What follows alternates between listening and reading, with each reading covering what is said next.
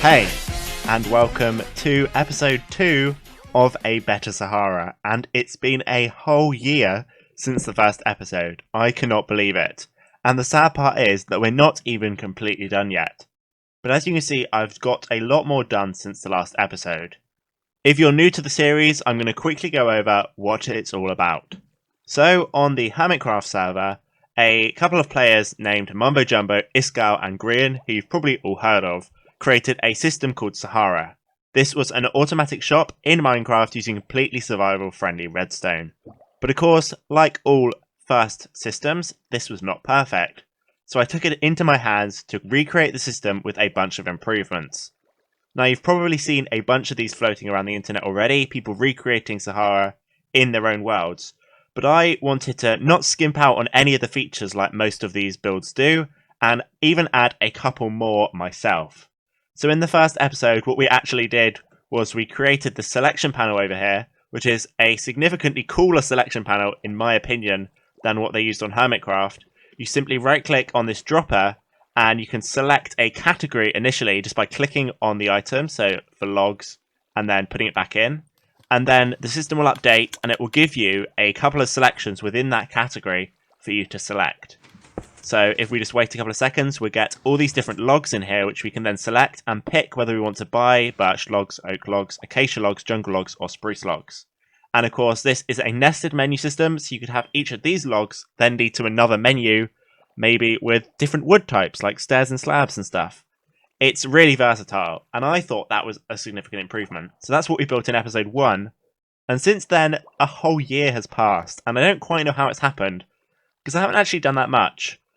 Although, you could say I've done a lot at the same time. In terms of a year, I haven't done a lot, but in terms of the system and what we had before, I've built on it a lot. So as you can see, all of this over here is new, and all of this over here is new. And if you watched the first episode, which once again, I recommend you check out, it will also be down in the description. What you should be able to see is that all of this is new. So what is this exactly? This is the Shulker loader modules over here, and the stock display panel over here. And I'm actually going to have a video on this tileable display panel coming out in the near future, probably next week sometime. I'll just see how it goes. And I'm pretty proud of this system because it's a tileable display, whereas usually they're not really tileable. And that was one of the challenges that I had to overcome. I had to make sure this whole system was tileable, because that was kind of one of the goals that I set myself for this redstone build, was to create a tileable system so that every time we added a different item to the system, which you can see all displayed here, it would only add one extra slice to the system. So let's go over what the system actually does now, what still needs to be done, and then I'll explain the redstone and some of my development, which you can see behind me here. And there is a fair lot of it, because I actually started off with some completely different premises in mind for the loader modules, or for the shulker loaders. Now it's time to get on with what you've all been waiting for, and that is the demonstration. There are several things I want to demonstrate here. The first is just going to be a basic purchase of an item, and this will behave similarly to how it did in the first episode, but will receive a shulker box instead of a single item. Most of the changes, however, are on the back end. For example, the stock indicator panels, the shulker box loaders, and a bunch of other features. But anyway, let's order an item, and you should see, if we select these spruce logs, since we were already selected on the spruce log menu, and I know that these definitely have stock, we will very shortly actually receive a item, and that will be our shulker box. This shulker box is going to contain a set amount of logs, and those logs will vary depending on what we set as the price. So for example, in the shulker box we have 4 spruce logs, but we can set this anywhere up to 18 stacks. Anywhere between 4 logs and 18 stacks is what you can have for the purchase. So yeah, and then it takes us back to the main menu. So that's just a simple interaction. But what's actually going on behind the scenes here? So first off, over here, we take the output from the item sorters here. So if you remember from the previous episode, which you might not, but effectively, once we select an item, it gets shot out into this water stream here and goes along past all these item sorters. When it reaches the correct item sorter, it will trigger this observer here, since this redstone dust will be changing signal strength. What this does is effectively trigger up in a long line on the individual slice of the module, and it effectively makes its way to these droppers here. So let me just position myself so you can see these more clearly. Yeah, there's a bunch of droppers in this line here, and it will trigger the one with the shulker boxes in. So as you can see in this third dropper along here, we have spruce log shulker boxes, and we preload a set amount of these. So we preload 9, add 5, add 1. So we preload 15 shulker boxes for each module, so that you can order quickly and rapidly without having to wait, for example, for 17 stacks or whatever you select as the price to be shot out. You only have to wait for a single shulker box to be shot out. And then if you want to order more than that, I actually have a special feature implemented, which I'll show you in a minute. And that is that we actually send these little tokens out to the player. So one of them is the no stock one. So purchase something with no stock will actually get a little receipt telling the player that there's no stock of that particular item. And the second one is the loading one. So if there's no stock currently in the system, but there is stock sort of in the backlog, so it's being loaded into shulker boxes. So say, for example, there was high demand for birch logs. So there were no birch logs in the system because someone had ordered 15 shulker boxes. We'll actually alert the player and tell them, yes, there is stock, but you can come back later. That's what this effectively means, and it will be loaded up. So it's going to take longer for your order to arrive. So that's effectively what that does, and I'll explain all of this logic in a couple of minutes. But first, I think we'll go for another demonstration.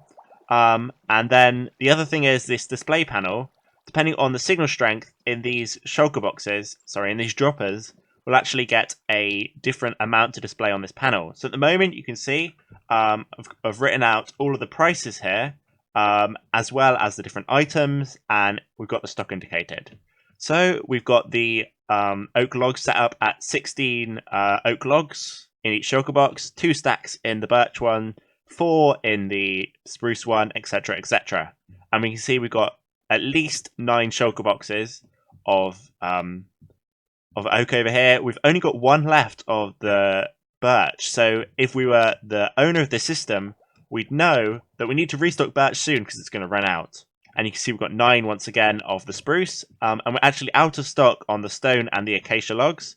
And we've only got 2 of the diorite here.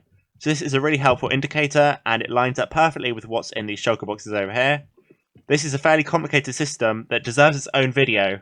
So I'm currently in the process of making that, and I'm actually making it into a tutorial in case you want to build this. But I will briefly explain how it works towards the end of this episode. But let's now go for something that's out of stock. So we discovered let's go for stone. We discovered that stone is out of stock. So let's select the stone, and let's do that by first selecting the stone submenu in our dropper panel. I'm super happy with this system. It just feels so sort of complete, and, well, I say as I look over at this mess of wiring. But yeah, we can select stone, and then we just select stone itself. So, oh yeah, I should probably mention you have to wait for this lamp to switch off before you make your selection. If you don't wait, it doesn't affect anything. You might just end up selecting the wrong item. But since I know how to use the system, I managed to avoid that there, and I was just a little impatient. So yeah, and we should actually receive this little note here that says no stock stone. And that's because there's no stone in the system. So yeah, that's pretty cool. I'm happy with that little feature. And there's 2 more features I want to showcase. One is actually decreasing stock. So let's order some birch, shall we? And watch and see that that will decrease from the 1 in stock that we've got currently on our display panel to 0. So we've selected the log submenu. We can select birch logs, just like so. And then we've just got to wait for our shulker box to arrive. And we should also see that this will actually go down. There we go. So now we've got no birch stock in our stock indicators, which I think is really cool, actually, how it updates and how it's tileable. Because in the actual official Sahara, these are 1 block apart from each other, so it's a lot bigger. And also, I haven't actually seen any other sort of compact, simple Sahara systems, well, simple in quotation marks, that use use stock display panels. Most of them actually miss out on this feature, and I think it's something really useful to have as a back-end sort of person working on the system. So as you can see, we've received our 2 stacks of birch logs, as we suspected. So I actually said there was one more feature that I wanted to showcase, and that was kind of a little lie. There are actually 2, but one of them is super hard to demonstrate, and that is a rare edge case that occurs that I've got a little workaround for. And it's really hard to demonstrate it, so unless it comes up naturally in this video, I'm not going to showcase it, but it's there just for all of you to know. So what is the final feature, the actual main feature, and that's the loaders. So what this is a bunch of item sorters and shulker box loaders, and this allows us to literally dump all of our stock in this one chest here, and it will get sorted out and loaded into the different shulker boxes with the respected weightings. So for example, we'll have shulker boxes full of 16 logs, we'll have shulker boxes full of 2 stacks of birch logs, we'll have shulker boxes full of 2 stacks of stone bricks, and we'll have shulker boxes full with 16 diorite. And this can be any value, of course, that you set for each individual module. So let's give this a demonstration. Let's choose something that hasn't actually got anything in. So let's just choose stone as our example once again. And I can dump a bunch of stone in this top chest. And of course we can mix that up, let's say with some oak, some jungle, and some stone bricks. And so let's just shove in some oak as well in there. A few stone bricks, let's go like that. And we'll also chuck in a couple of bits of jungle, like so. And this, what this effectively does is sort out between them all. So we've got a bunch of sorters, and if we just watch, we should probably see relatively soon that we start getting some stone filtering through. So it will now be sorting out the stone, and we should also see that the display panel actually updates accordingly. To me, that sounds like we've actually got some stone being loaded. So we should get the display panel going up by 1 now. Yep. And let's demonstrate. We've got our 16 stone in here. A couple of seconds later, there we go, you had the note block. That indicates the start of the loading. And maybe we're not actually loading stone at the moment. Maybe we're loading something else, because we did put a bunch of other different items in here. Let's go around to the control panel. And I can't tell what we're actually loading. It's probably one of the ones that are maxed out at 9. But there's actually more than 9 spaces. So, yeah, we've actually got 2 stone now. And it works wonderfully, actually. I have this display panel set up so that it displays the amount. And it does that for all of the individual ones. You've got 4 stone now. And this display panel will be displaying 4. And it loads super quickly. It loads at hopper speed. And it can technically load faster than hopper speed because we're using droppers. But of course we're limited by the intake of hopper speed up here. So yeah, the system works, and I'm going to explain now how each individual section functions, starting with the main slice. So amidst all the chaos of these iterations of the contraption, we have the final version over here, or at least the closest version that I could find, because we've added a few features into the final thing, and when I go over to those, I'll show you it on the actual final thing. This is a slice that's, let's say, 6 wide, yep, and this has got the display panel and the main segments. So we can clearly see here a cross-section of the design.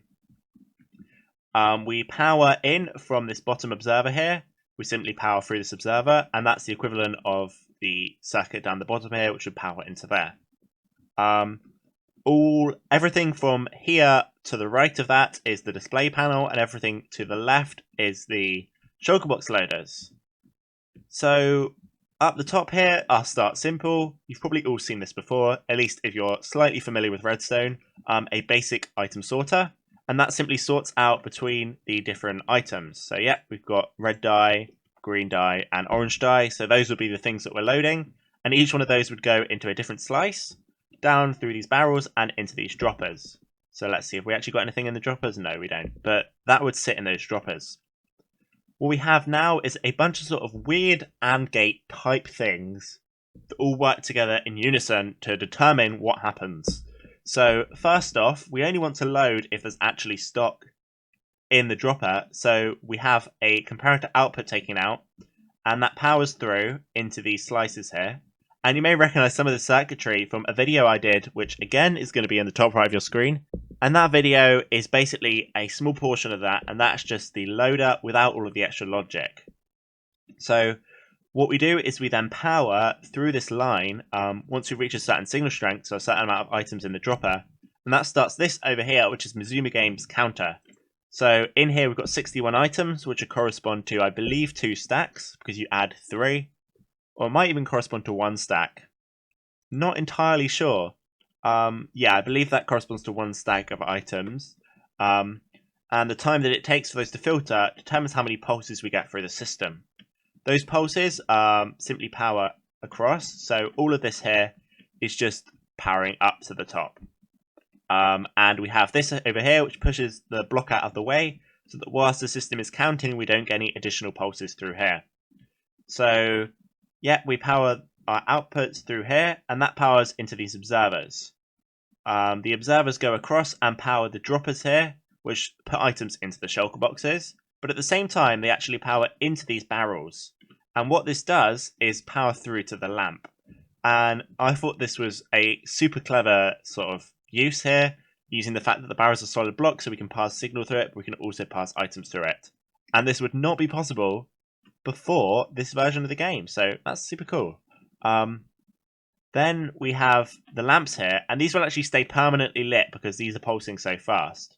So effectively, only when this stops pulsing will we get an output, and that will simply trigger down and break the shulker box, and then replace it shortly after. So that's what this circuitry over here does.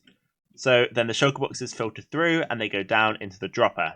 This then updates the display accordingly, and also powers into this circuit here, which I will quickly explain in a minute. What is this circuit though, you should be wondering? Well, this simply allows it so that if we are full with shulker boxes, so there's no room for any more, we simply block off the signal from passing by lowering the sand down, and that actually means that we don't get a signal out of this dropper here, so it's like there's nothing happening. And that simply powers out of this hopper here, so only when we've got 15 shulker boxes will it stop the loading. The other thing that actually happens is over here, we push this block down at the start and then bring it back up, so that if we've still got items in the dropper and there's still time to load, then we'll get the counter to reset and sort of go in an endless loop over and over again. So yeah, let's move on to the final bottom circuit, and this simply determines if we get the no stock error or we get the loading error. And I say error, but it effectively means if you try and order when there's no stock, you'll get either one of these bits of paper depending on the situation that you're in. So if we've got stock over here, we extend this over here, and that simply means that nothing happens. We don't get this observer block propagating through into this hopper. However, if there's no stock, you can see that this observer block powers this block, which powers this hopper, which then powers in a chain over here and powers the no stock indicator. So this powers both of these here, and in the current state it would power no stock. However, if there were items in this dropper, which means that we've got stock in the backlog, but there are no shulker boxes yet loaded, which means you're ordering too fast for the system to process. And this only actually happens if you order in bulk with the items that take long times to load. So for example, the 17 stack one would take a long time to load. So we might get that error then. That simply extends this piston, which means we get the bottom dropper firing, which is the loading error. So hopefully that explains all of that. And I am happy to do some follow-up videos because I've spent a long time on this. And I will briefly go over some of the other versions that I made shortly. But first, yeah, let's just talk about this display here. So I'm briefly going to go over this because I've got another video coming out soon. But effectively, we've got a circuit over here that detects if the signal strength is increasing or decreasing by using comparator logic, taking away signal strength over here. That will choose if the left or the right piston pulses first. If the left piston pulses, then we get the stock decreasing, and if the right pulses, it means the stock's increasing. And then we just have a piston feed tape that fires in a certain sequence to allow the blocks to shift up or down, hence increasing or decreasing the amount of green that's displayed on the panel here, depending which piston fires. So that's effectively that there. And of course, as I said, there's another video coming out soon with this. which also includes a tutorial at the end. I think we've done it. My voice hurts now from explaining how all of this redstone works, and I hope you're satisfied with that explanation because I spent a long time on this, but I am excited to do the rest of this in the future episodes, and hopefully it won't be a year between this episode and the next, because next episode I want to do the interface over here, and of course the payment system. And I think that's the only two things that actually remain, but of course we'll see where that takes us. There might be a few more features that I have in mind. So let's look at some of the initial iterations, shall we? So I think we've actually got some over in this direction, which were my very first attempts that I scrapped completely. And these are actually close to working, but you can see we've got the shulker box loaders. I originally was going to use hopper clocks, but I realised that hoppers have an inconsistent transfer speed, which is why I ended up using droppers. And I've got a bunch of crossing lines over here, and this doesn't have anywhere near the amount of advanced features. So if you want to have a look at this, you can, but I'm not going to dwell too much on this. So moving on, we've got our next version, which is over here. And this was very close to working, but I encountered some QC issues, which for those of you who don't know, it's quasi-connectivity. And this actually still used a hopper clock, but as you can see, we've got a one wide slice. We used a bunch of slime blocks with weird logic to get it to work. But this is actually the stage where I wanted to have my two different things, so loading, come back later, and the out of stock indicators.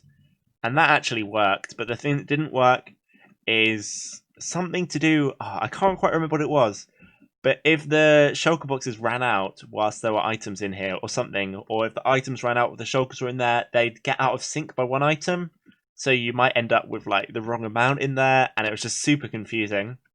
So I decided to scrap this idea, which is a shame because I thought it was working. In fact, I think it did work. And then when I tried to make it tileable, the QC got in the way, and that was a nightmare. So yeah, I scrapped that idea, and after fiddling with even more, just decided to go onto our current system, which is an adaptation of this over here. So this is just part of it. And then the full system is over here, and then combining it with this over here, which is the... Well, this is actually some of the initial prototypes for this thing. I actually had decided to use a different system initially, and then I built up these systems over here, and switched to using this. And this is the final version of the tileable display over here. So yeah, that's that, and I experimented, of course, with the piston layouts there, and everything seems good. I mean, I think I've gone over everything. So hopefully you've enjoyed, and if you have, remember to hit that like button and also subscribe so you don't miss the next episode, which may or may not be coming out sometime within the next year.